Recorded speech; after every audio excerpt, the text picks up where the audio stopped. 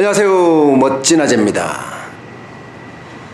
근로시간 단축이 68시간에서 52시간으로 됩니다. 지금까지 법정 근로시간이 40시간이었잖아요. 여기에 연장 근로시간을 12시간을 보태면 52시간이었는데요. 휴일 근로 16시간을 포함하면 68시간이었습니다. 이것을 휴일 근로 자체를 없애버린 거죠. 그렇게 됨으로 해서 OECD 국가 중에서 멕시코 다음으로 근로시간이 많았었는데 확 줄어들게 되는 거죠. 아무래도 근로시간이 단축이 되면 근로자들 입장에서는 저녁 있는 삶이 됩니다.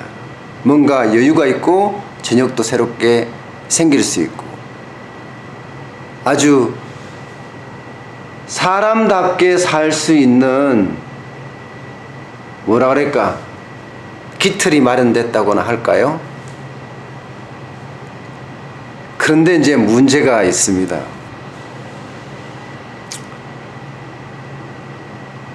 이게 중소기업이나 영세기업에는 아주 치명타를 준다는 사실이에요. 지금 근로시간이 단축됨으로 해서 기업이 부담해야 될 연 비용이 12조 원 정도 되는 금액이라고 합니다. 그 중에 중소 영세기업이 부담해야 될 돈은요 8조가 넘습니다. 70%에 해당되는 거죠. 가뜩이나 중소기업은 지금 최저임금 인상 16.4% 인상함으로 해서 많이 어렵잖아요. 여기에 근로시간 단축까지 오니까 영세 중소기업은 아이고야 이거 큰일 났다. 더 이상 내가 기업을 못하는 것 아니냐 이렇게 생각할 정도로 어렵다고 이야기를 하고 있습니다. 아니요. 거의 패닉 상태라고 이야기하고 있습니다. 그래서 한꺼번에 중소기업, 영세기업한테 몰리면 진짜 큰 충격이 올 수 있으니까 단계적으로 시행하자 해서 300인 이상 사업장에는 올 7월 1일부터 적용을 하고요. 300인에서 50인까지는 2020년 1월 1일부터 하고요. 5인에서 300인까지는 2021년 7월 1일부터 적용을 하겠다. 뭔가 유예를 한 거죠. 충격을 견디내게 말입니다. 그렇다고 하더라도 중소기업은 아이고 이거 뭐 살 수가 없다. 기본적으로 주 8시간, 주 40시간 근무를 하게 되면 연장근로 12시간 포함한다고 하더라도 그러면 사람을 뽑아야 되잖아요. 뽑아야지 지금의 생산량을 유지할 수 있는 거예요. 그런데 현장에는 사람이 없다는 거예요. 안 온다는 게 중소기업이에요.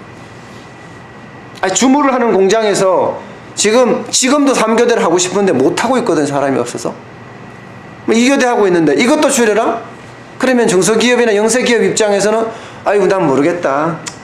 뭐 적게 만들어 적게 팔지. 생산량이 줄어들까 걱정하고 있는 거죠.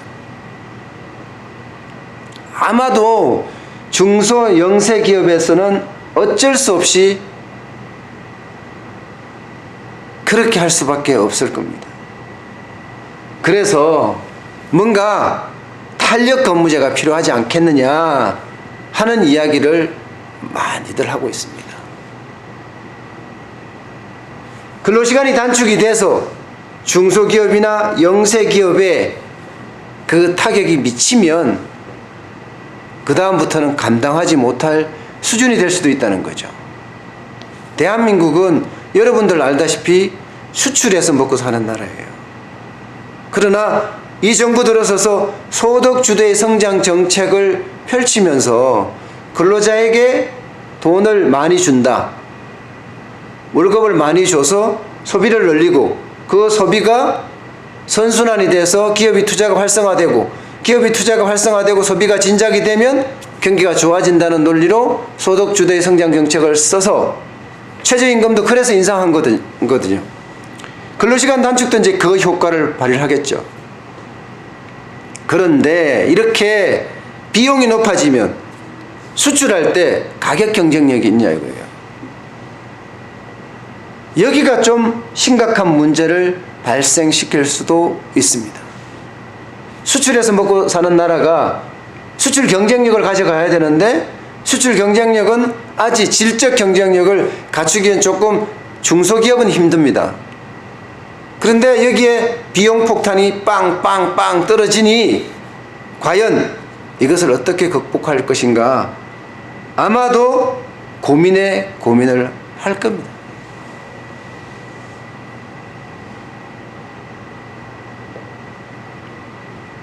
저녁 있는 삶이 있어서 모든 사람들에게 행복이 있어질 것은 분명합니다.